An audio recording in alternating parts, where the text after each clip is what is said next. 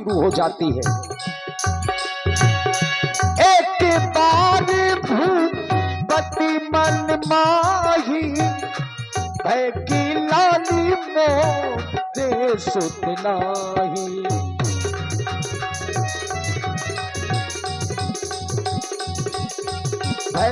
की लाली मोरे सुत नाही। महाराज के जीवन की जय हो, जय हो, जय हो। ये सूर्यवंशी ताज यूं ही चमकता रहे, ये अयोध्या की ध्वज पताक ये दसों दिशाओं में यूं ही फहराती रहे, फहराती रहे। बजे ताली ये युगल कर से, नियम तो ये सदा से है। राजा अगर प्रजा से है तो प्रजा भी राजा से है, राजा से है, राजा से है। महाराज की जीवन की जय हो। महामंत्री सुमंत्र, महाराज तुम्हारे द्वारा अभिवादन किया गया। ये हर मंत्री का परम धर्म होता है कि अपने राजा का अभिवादन करे। जब जब भी हम राज सिंहासन पर उपस्थित होते हम तुम लोगों से अपनी प्रजा की जानकारी किया करते हैं। ये हमारा नहीं, ये आर्यावर्त के समस्त राजाओं का धर्म है कि राज सिंहासन पर बैठकर के अपनी प्रजा की जानकारी करे। क्योंकि बताया गया जिस राजा के राज की प्रजा को अगर दुख मिलता है तो मरने के बाद उस राजा को स्वर्ग की प्राप्ति नहीं होती, मरने के बाद उस राजा को नरक में जाना पड़ता है। कोई कह दे कि हम अपने मुख से ये संभाषण कर रहे हैं तो क्या ये हमारी बात है? ना, ये बात वेदों ने कही है कि जा सुराज प्रिय प्रजा दुखारी सो निप अवस नरकत्कारी। वो राजा नरक का गामी हो जाया करता है। हम अयोध्या के राजा हैं, अयोध्या की शासन सत्ता हमारे इन हाथों में है। हम तुमसे जानना चाहते हैं कि 4 वर्ण हैं समाज में, ब्राह्मण, क्षत्रिय, वैश्य और शूद्र। क्या सभी वर्ण अपने अपने वर्ण का ठीक तरह से निर्वाहन कर रहे हैं या नहीं? ब्राह्मणों के द्वारा क्या वेद धुन उच्चारण की जा रही है या नहीं? पुजारियों के द्वारा क्या मंदिरों की समय समय पर पूजा की जाती है या नहीं? गौशाला, धर्मशाला, पाठशाला, कन्याशाला, मल्लशाला, शस्त्रशाला, सभी शालाएं सुचारू रूप से चल रही हैं या नहीं? कहो कहो महामंत्री सुमन, हम तुमसे जानना चाहते हैं हमारी प्रजा हमारे राज्य में, हमारी शासन सत्ता में क्या जीवन यापन कर रही है या नहीं? हमें अवगत कराओ महामंत्री सुमंत। क्यों नहीं महाराज, आप जब जब भी इस अपने पूर्वजों के सिंहासन पर आसीन हुआ करते हैं तो हम मंत्रियों से यही पूछा करते हैं कि हमारी इस प्यारी प्यारी अयोध्या की समाज को किसी को कोई कष्ट तो नहीं है, हमारी इस प्यारी प्रजा को कोई दुख तो नहीं दे रहा है? क्यों नहीं महाराज? आपने हमसे पूछा तो हम बस यही कहेंगे, आपके लिए तो महाराज कह दिया गया है, सुरपति बसहु बाहुबल जाके, जिनकी भुजाओं की बल से वो देवताओं का राजा इंद्र भी राज कर रहा हो, ऐसे राजा के राज्य में क्या किसी को कोई कष्ट हो सकता है? नहीं नहीं महाराज। और आपके लिए कहा गया है, धर्म धुरंधर गुण ज्ञानी हृदय भगत मन सारंग पानी। आप तो धर्म गुणों की छान है महाराज, आपके राज्य में किसी को कोई कष्ट नहीं है। यज्ञशालाएं, पाठशालाएं और गौशालाएं सभी सुचारू रूप से चल रही हैं महाराज, सभी को समय से चलाया जा रहा है। जय हो महाराज। महामंत्री सुमन, हमने तुमसे पूछा क्या अयोध्या में सभी लोग सुखी हैं? तुमने कहा कि अयोध्या के घर घर में है दूध पूत की आवागामी, सिंह गजा पीते एक घाट पानी। सभी लोग सुखमय जीवन यापन कर रहे हैं। नहीं नहीं महामंत्री सुमन, हमारी अयोध्या में कोई सुखी नहीं है। क्यों? क्योंकि तुम मंत्री हो, तुमने हमारी प्रजा का बाह्य दर्शन किया है। हम राजा हैं, हमने अपनी प्रजा का आंतरिक दर्शन किया है।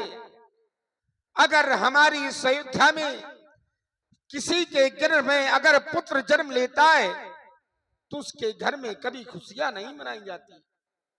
अगर किसी के पुत्र का अगर विवाह होता है तो उसके घर में सेनाइयां नहीं बनती। क्यों? क्योंकि ये सोचते हैं कि हमारे राजा दशरथ को कोई पुत्र नहीं है। अगर आज हम खुशियां मनाएंगे तो आज हमारे राजा के हृदय में कष्ट होगा। आज हमारे दुख से आज हमारी प्रजा दुखी है। आज हमारे हृदय में गिलानी हो रही है कि आज हमारे कोई पुत्र नहीं है। आज हमारे शीश पर किसी ने बहुत बड़ा भार सा रख दिया हो, ऐसा प्रतीत हो रहा है। ये हमें गिलानी प्रथम बार नहीं, ये हमें गिलानी एक बार हुई थी। कब? देवराज इंद्र मेरे बहुत अच्छे मित्र थे। मैं जैसे ही अमरावती पहुंचता था, देवराज इंद्र मुझे देखते थे और अपने बगल में बैठने के लिए सिंहासन देते थे। अर्ध सिंहासन सुरपति दे ही जब मुझे अपने बगल में बिठा लेते थे। एक दिन मेरी महारानी कैकेयी ने मुझसे कहा, महाराज देवराज इंद्र आपके मित्र हैं। मैंने कहा हाँ। बोले आप उनसे कोई ऐसी वस्तु लेकर के आना जिसे पहचान के रूप में मैं अपने समीप में रख सकूं। मैंने कहा ठीक है महारानी कैकेयी। प्रतिदिन की बात मैं देवराज इंद्र के पास पहुंचा। इंद्र ने मुझे देखा तो अपने बगल में बिठा लिया। सभा प्रारंभ हुई। प्रारंभ होने के बाद सभा समाप्त हो गई। सभा समाप्त होने के बाद मैं अपनी महलों की ओर निकल पड़ा। मैंने आधा मार्ग तय किया था कि मुझे महारानी कैकेयी की वह बात याद आ गई कि महारानी कैकेयी ने मुझसे कुछ मांगा था। मैं वापस अमरावती को लौट गया। मैंने वहां जाकर के क्या देखा महामंत्री सुमन, जिस स्थान पर मैं बैठा था उस स्थान को देवराज इंद्र धुलवा रहे थे। मैंने कहा हे सखा, तुम इस स्थान को क्यों धुलवा रहे हो? मेरे सखा इंद्र ने कहा, सखा राजा दशरथ, तुम्हारे कोई पुत्र नहीं है और जिस स्थान पर निपुती बैठ जाता है वो स्थान अपवित्र हो जाता है। इसीलिए इसे गंगा जल से पवित्र करवा रहे हैं। तब हमारी युवावस्था थी, हमने ध्यान नहीं दिया। अब हमारा चौथापन आ गया है। क्या राजा दशरथ के मरने के बाद अयोध्या की कहानी हमेशा हमेशा के लिए समाप्त कर दी जाएगी? नहीं नहीं, आज हमारे हृदय में अपार दुख है और ये दुख लेकर के हम अपने गुरुदेव के पास जाएंगे। वो ही हमारे दुख का निवारण करेंगे। आज का दरबार यहीं पर समाप्त कर दिया जाए। जो आज्ञा महाराज। देखिए, निज दुख किसी गैर से नहीं कहना चाहिए। अपना दुख अपनों के पास में ही सुनाना चाहिए। और आज महाराज अपना निज दुख लेकर के कुल गुरु वशिष्ठ जी के आश्रम में पहुंचे। गुरु गृह गयबू तुरंत महिपाला, चरण लाग करि विनय विशाला।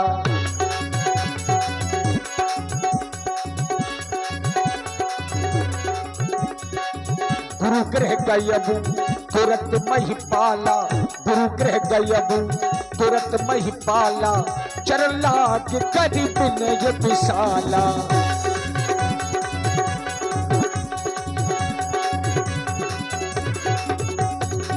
निज दुख सुख सब गुरु ही सुनायो, निज दुख सुख सब गुरु ही सुनायो।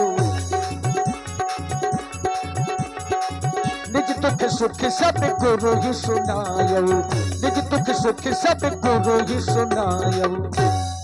गुरुदेव भगवान के श्री चरणों में सेवक दशरथ का प्रणाम स्वीकार हो। हृदय में सांत्वना न मिलने के कारण वाचक प्रणाम प्रस्तुत कर रहा हूं। आप मेरा वाचक प्रणाम स्वीकारें देवता। आज आपकी अर्चना वंदना करना चाहता हूं प्रभु। आप मेरी वंदना को स्वीकारें। हे दीनानाथ, मेरी वंदना को स्वीकारें।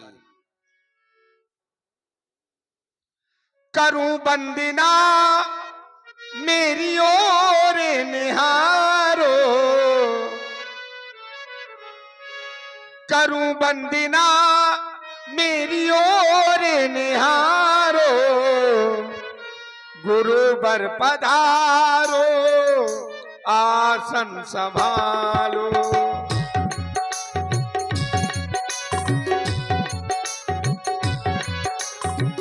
करूं वंदना मेरी ओर निहारो, करूं वंदना मेरी ओर निहारो, गुरुवर पधारो पधारो आसन संभालो।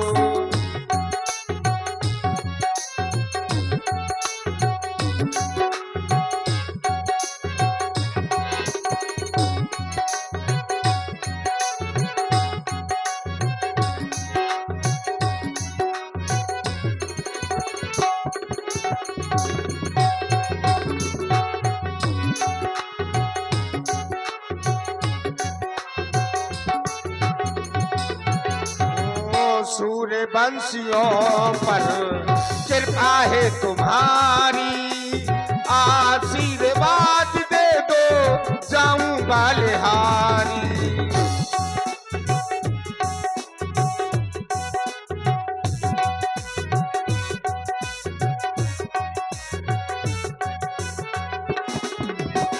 सूर्य वंशियों पर कृपा है तुम्हारी, आशीर्वाद दे दो जाऊं बलिहारी। ज्ञान के धुरीर मुनिवर, ज्ञान के धुरीर मुनिवर, कृपा चरण धारो, गुरुवर पधारो पधारो आसन संभालो। ऋषिवर पधारो पधारो आसन संभालो। करूं वंदना मेरी ओर निहारो, करूं वंदना मेरी ओर निहारो, गुरुवर पधारो पधारो आसन संभालो।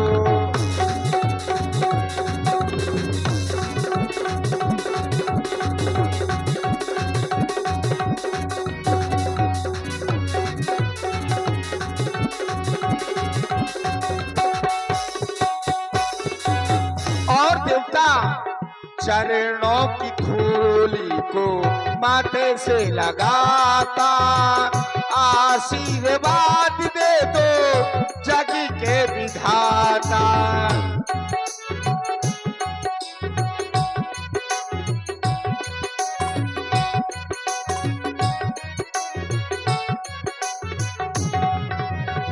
अरे गुरुदेव को तो संसार का विधाता कहा गया है। गुरु ब्रह्मा गुरु विष्णु गुरुर्देवै महेश्वरा, गुरु साक्षात परब्रह्म तस्मै श्री गुरुवे नमः। ओ चरणों की धूली को माथे से लगाता, आशीर्वाद दे दो जग के विधाता। कृपा कोरि से मेरा भाग्य जगा दो, कृपा कोरि से मेरा भाग्य जगा दो, गुरुवर पधारो पधारो आसन संभालो।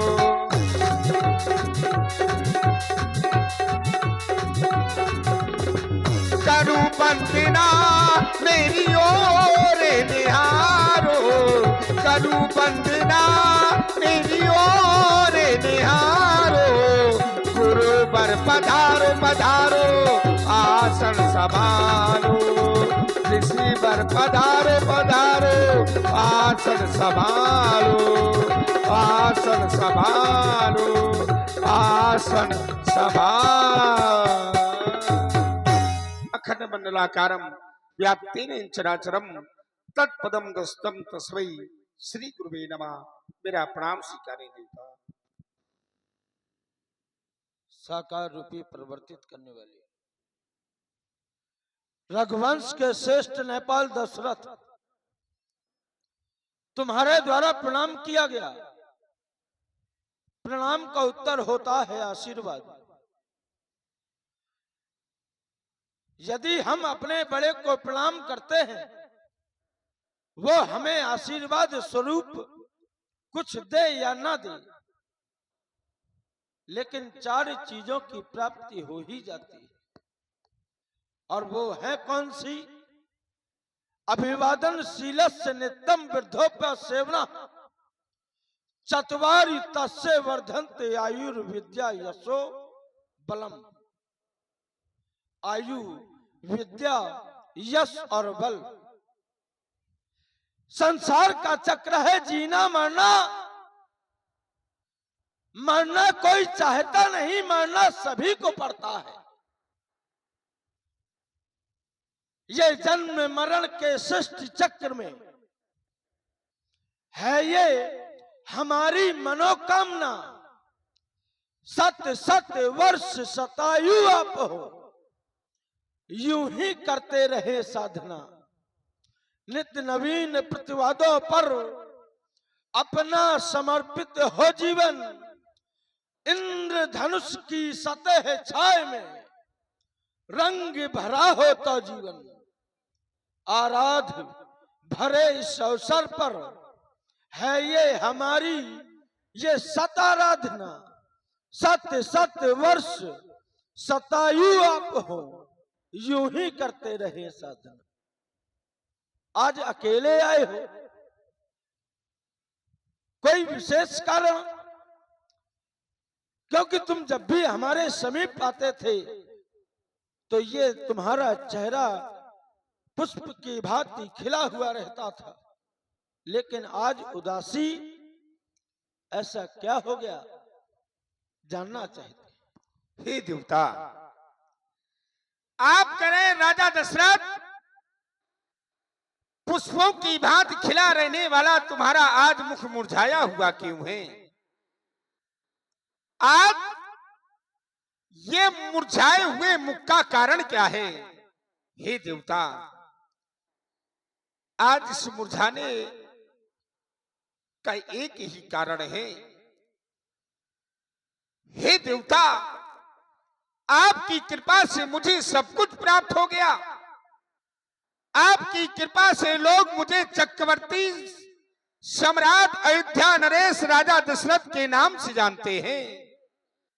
आपकी कृपा से सुरपति बसई बाहुबल जाके देवराज इंद्र राजा दशरथ के भुजाओं के बल से अमरावती में राज कर रहा है। आपकी कृपा से मुझे राजपाट, धन दौलत सब कुछ मिल गया, लेकिन राजा दशरथ को सब कुछ होने के बाद भी आज राजा दशरथ के पास कुछ नहीं है। देवता, क्यों? क्योंकि मेरे कोई पुत्र नहीं है। मेरे अभी तक कोई संतान नहीं हुई। देवता, अरे मेरी अयोध्या के आंगन में अभी तक कोई किलकारी मारने वाला अभी तक एक पुत्र उत्पन्न नहीं हुआ। भगवान, एक पुत्र उत्पन्न नहीं हुआ। अरे अपने मुख से मुझे पिताश्री कहने वाला अभी तक कोई संतान प्राप्त नहीं हुई। भगवान, अरे अपने मुख से मेरी महारानियों को अपने मुख से मां कहने वाला अभी तक कोई संतान नहीं हुई। भगवान, कोई संतान नहीं हुई। क्या राजा दशरथ के मरने के बाद अयोध्या की कहानी हमेशा हमेशा के लिए समाप्त हो जाएगी? क्या अयोध्या की कहानी इन पृष्ठों में हमेशा हमेशा के लिए बंद हो जाएगी? भगवान, बंद हो जाएगी। अरे मैंने 1 नहीं, 2 नहीं, मैंने 3 विवाह किए, लेकिन अभी तक कोई कुल दीपक संतान नहीं हुई। अरे कोई ऐसा एक पुत्र उत्पन्न नहीं हुआ जो मेरे वंश को आगे बढ़ा सके, जो मेरे नाम को चला सके। देवता, 3 विवाह करने के बाद भी एक भी पुत्र का सुख मुझे प्राप्त नहीं हुआ। देवता, मैंने 3 विवाह किए, उसका फल अभी तक मिला नहीं है चौथा पल आने वाला, हथ कमल अभी तक खिला नहीं।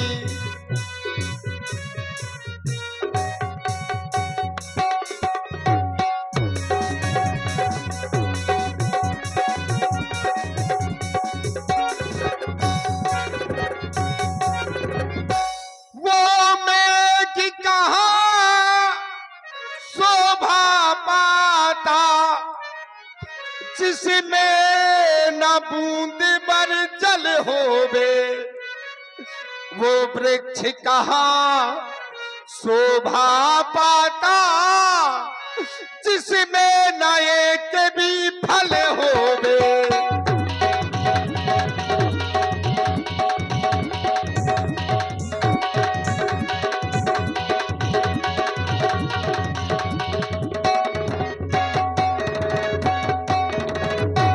मेघों का कार्य होता है वर्षा करना। अगर इन मेघों में एक बूंद चलना हो तो वो मेघ अच्छे नहीं लगते। अगर फलदार वृक्ष है और उस वृक्ष में अगर एक भी फल ना लगे हो तो वो वृक्ष शोभा नहीं देता। आप सोच रहे होंगे कि राजा दशरथ पुत्र की याचना लेकर के आया है, तो राजा दशरथ को एक नहीं, दो नहीं, तीन नहीं, चार नहीं, 10 नहीं, 100 नहीं, 1000 पुत्रों की आवश्यकता है। तो ना भगवान ना, ज्यादा ना हो बासो एक ही हो।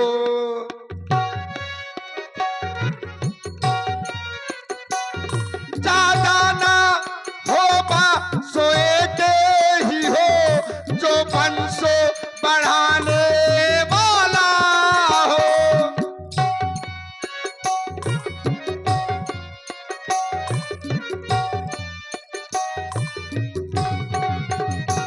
ज्यादा ज्यादा ज्यादा ज्यादा ज्यादा ना हो बासो एक ही हो, जो वंशो बढ़ाने वाला हो। पितरों को पिता रोपण पहुँचे, पुरखों को भी पानी देवे। मेरा नाम चलाने वाला हो पितरों।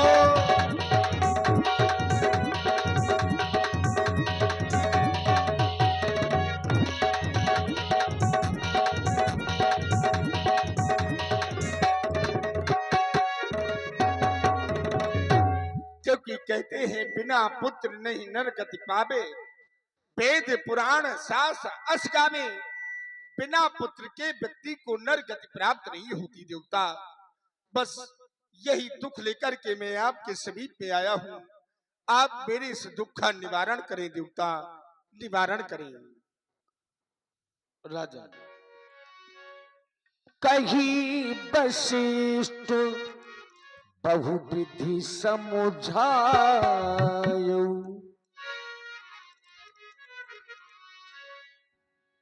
तुम हमारे समीप में आए तो हमने पूछा चिंता का कारण, तो तुमने कहा कोई पुत्र नहीं है। व्यक्ति को जीवन में चिंता नहीं चिंतन करना चाहिए।